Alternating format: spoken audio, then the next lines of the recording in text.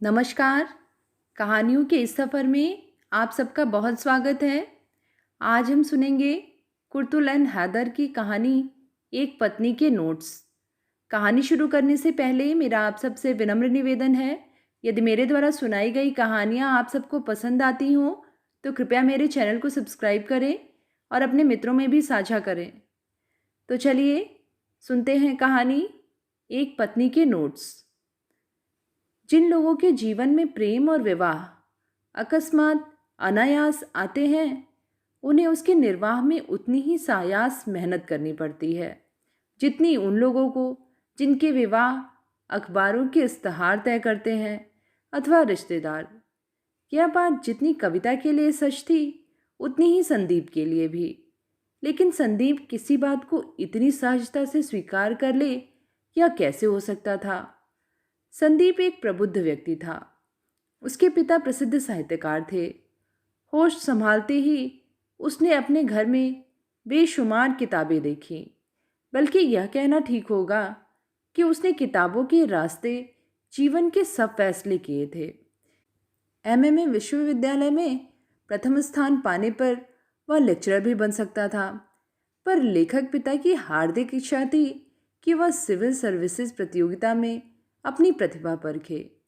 बिना किसी विशेष श्रम के पहली बार ही संदीप आईएएस में उत्तीर्ण हो गया।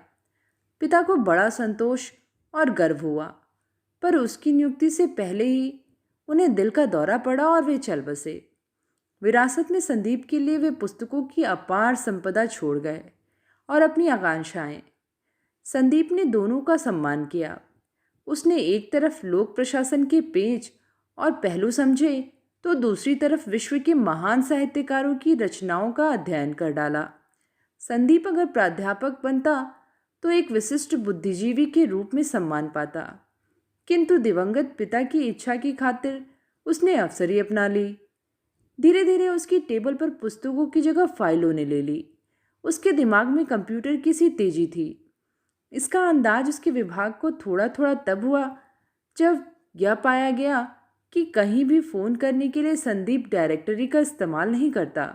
उसे 2000 से भी ज़्यादा टेलीफोन नंबर मौखिक याद थे। किसी भी विभाग का काम समझने में उसे मुश्किल से कुछ घंटे दरकार होते।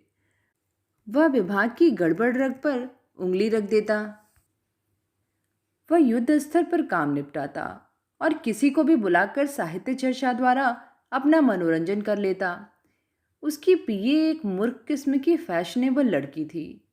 वह शालीन भंगिमा में अपने बॉस के उद्गार सुनती रहती और बोर होती। अंत में एक गहरी सांस लेकर वह पर्स से काला चश्मा निकाल लेती और घर जाते जाते मन ही मन अपने अनोखे अवसर को इस विलंब के लिए क्षमा भी कर देती। संदीप का दिल दिमाग हर समय साहित्य से आंदोलित रहता। उसकी निजी लाइब्रेरी में प्राचीन समकालीन सभी प्रकार की पुस्तकें थीं। सही मौके पर सटीक उद्धरण देना उसकी विशेषता थी। हाजिर जवाबी सांस्कृतिक सूझबूझ, शायराना तबीयत और साहित्यिक रुचियों के कारण वह शहर में लोकप्रिय हो गया। मंत्रिमंडल से लेकर मित्र मंडली तक में उसका स्वागत होने लगा।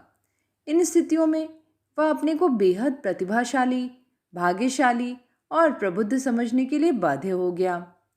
मार्च के एक सुहावने दिन, जब सड़कें अनाम फूलों से सजी सवरी थी, हवा में हल्की खुनकी शेष थी और दफ्तर के वित्त वर्ष का काम उसके काबू में था, वह प्रेम में पड़ गया। दरअसल उस लड़की को एक अरसे से वह आते जाते देख चुका था। लगता था संदीप का दफ्तर जाने का वक्त और लड़की का विश्वविद्यालय जाने का वक्त एक ही था। एक खास मोड़ पर उसे वह लड़की हाथ में डायरी कलात्मक कदमों से रिक्शा स्टैंड तक आती दिखाई देती। यह इतना नियमित साक्षात्कार था कि अगर किसी दिन वह उसे न दिखाई देती तो वह वहीं गुलमोहर के नीचे कार रोक देता। जैसे ही दूर से वह लड़की उसे आती दिखाई देती, वह झटके से कार मोड़कर दूसरी दिशा से दफ्तर चला जाता। वह अभी न उसका नाम जानता था न पता, पर उसे उस लड़की का अकेलापन बहुत आकर्षित करता था। वह लंबे भरे भरे जिस्म वाली लड़की थी जो चौड़े चौड़े बॉर्डर की बंगला साड़ियाँ पहनती थी। उसकी आंखें बड़ी बड़ी थीं, विस्फारित सी, जैसे प्रतिदिन उसे जीवन एक चमत्कार दिखाई देता हो। संदीप को उसका निष्पलक भोलापन बरबस खींचता था। उस लड़की के व्यक्तित्व में एक संत की सी सहजता और सादगी थी, जो कौमारी की गरिमा के साथ कुछ इस तरह रच बस गई थी कि उसके चेहरे पर एक खास तेजस्विता बनी रहती थी। मार्च के उस दिन संदीप मस्ती में था। उसका मन अतिरिक्त काव्यात्मक हो रहा था।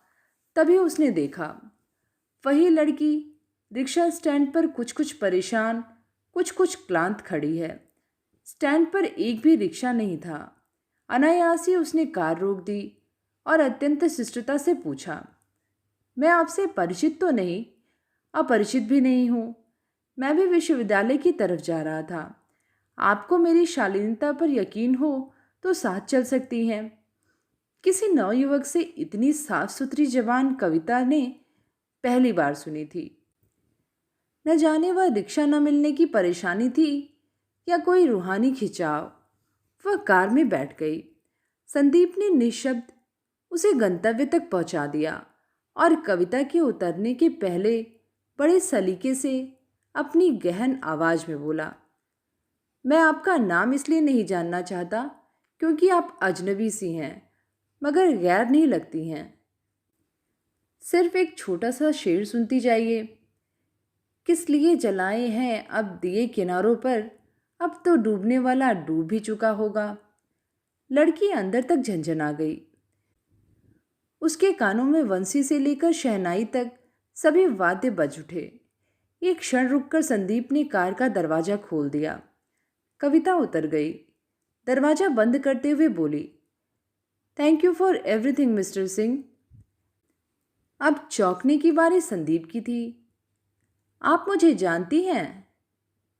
आपको कौन नहीं जानता? मेरा नाम कविता है। कविता चली गई। संदीप के कानों में कविता की अस्फुट आवाज सारे दिन गूंजती रही। आपको कौन नहीं जानता? आपको। आत्मविश्वास संदीप के अंदर पहले ही कूट कूट कर भरा था। इस बात से उसका अहम इतना प्रसन्न और प्रफुल्लित हुआ कि उसे लगा उसकी तलाश खत्म हुई। इस लड़की के इतने संक्षिप्त सानिध्य से उसे कई स्तरों पर आह्लाद हुआ। एक तो यही कि कविता के बारे में उसके सभी अनुमान सही निकले। वह साहित्य की छात्रा थी। उसके पिता निम्न मध्य वर्ग के अवकाश प्राप्त हेडमास्टर थे। वह 4 बहनों में सबसे बड़ी थी। भाई उससे बड़ा था और विवाहित। जीवन के बारे में उसका दृष्टिकोण बेहद आदर्शवादी और आस्थापूर्ण था। ये सारी स्थितियां संदीप के उस भाव का भी पोषण करती थीं, जिसके तहत वह हमेशा अपने आप को दूसरों से श्रेष्ठ मानता आया था। कविता की पारिवारिक पृष्ठभूमि और सामाजिक हैसियत ने उसे एक अन्वेषक के आनंद से भर दिया। उसे लगा वह कोलंबस है और कविता अमेरिका। संदीप जानता था कि इतनी गंभीर, सीधी और निश्चल लड़की को गंभीरता, सादगी, आदर्शवाद और आस्था के स्तर पर ही जीता जा सकता है। उसने अपना व्यवहार लड़की की अपेक्षाओं के अनुकूल ही रखा। उसे यह सोचना भी अच्छा लगा कि उसका प्रेम प्रसंग विशिष्ट गरिमा से मंडित है, साधारण लड़कों के निम्न स्तरीय प्रेम प्रसंगों से एकदम अलग। इस तरह संदीप के दिमाग में कविता की प्रतिष्ठा तो बढ़ी, अपने पद की प्रतिष्ठा भी बढ़ती गई, जिसके रहते ही उसके व्यवहार में इतना संयम और विवेक था। उसने अपना प्रेम निवेदन काव्यात्मक बना दिया। जैसे एक दिन उसने कविता से कहा, तुम्हारा चेहरा उस दिन का मेरा सबसे बड़ा आश्चर्य है। संदीप आजकल रोज कविता को छोड़ने विश्वविद्यालय तक जाता। रात घर पर वह अपने बड़े फ्लैट के एकांत कमरों में कविता के प्रति मौन संदेश संबोधित करता रहता। उसे यह सोचकर पुलक होती कि जल्द ही ये कमरे सूने नहीं रहेंगे। इनकी हर दीवार पर मंगल चिन्ह की तरह कविता की परछाई होगी। सुबह कविता को पहलू में बिठाकर ड्राइव करते हुए वह कह उठता, आटे में थोड़े नमक की तरह तुम्हारी याद मुझे स्वाद से भर देती है। संदीप के मुंह से निकला हर वाक्य कविता को झकझोर डालता। उसे लगता वह लड़की की जगह एक कलाकृति बनती जा रही है।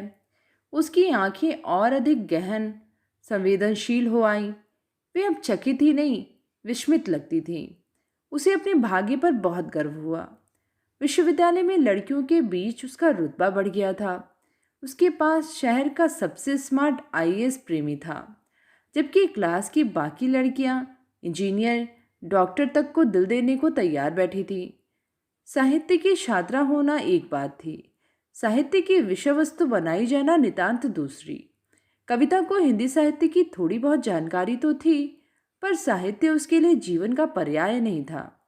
अक्सर उसे यह भी न पता होता कि संदीप किस कवि की रचना से उसे अलंकृत कर रहा है। वह अपने विस्मित विस्फारित नेत्रों की एक झपक से इस सौगात को स्वीकार कर लेती। पाठ्य पुस्तकों से हटकर वह केवल शरदचंद्र, रविंद्र संगीत और छायावादी कवियों तक पहुंच पाई थी। उसमें वह हाजिर जवाबी नहीं थी कि संदीप के संबोधनों को उसी स्तर पर जवाब दे सके, पर उसकी यह असमर्थता ही उसकी प्रियता भी थी। संदीप से परिचय के बाद उसका जीवन वही होते हुए भी वही नहीं रहा था। उसमें रूप, रस और रंग आ गया था। प्रेम की तरलता उसके अंग अंग में एक सिम्फनी बनकर प्राप्त हो गई। घर की बेमजा दौड़ भाग में वह यकायक एक तटस्थ दर्शक बन गई। उसे अपनी बहनें बेसलीका लगने लगी और माता पिता महाबोर। उसकी समस्त चेतना संदीप के आसपास मंडराने लगी। संदीप का व्यवहार, उसकी भाषा अभिव्यक्ति, उसका पद और कद सब उसे एक आश्चर्य लोक में पहुंचा देता, जहां वह महज अपनी बड़ी बड़ी आंखें टिकाकर संदीप को सुनती रहती। बोलने का शौक संदीप को शुरू से था। प्रेयसी को श्रोता के रूप में पाकर उसे जैसे पंख मिल गए। गोमती के किनारे चांदनी रातों में कविता का मुख अपने हाथों में लेकर वह कह उठता, सुना है अब नदियां नहीं सूखेंगी, इधर आओ, चांदनी का स्कार्फ तुम्हारे चेहरे पर बांध दूं। कभी कभी वह उसे गीत गोविंद के छंद सुना डालता। संस्कृत न जानते हुए भी कविता उस छंद चयन पर बेहद लजा उठती। उसे वास्तव में लगता वह राधा है और संदीप मदनातुर कृष्ण। जब वह गा उठता, रति सुख सारे गत भी सारे,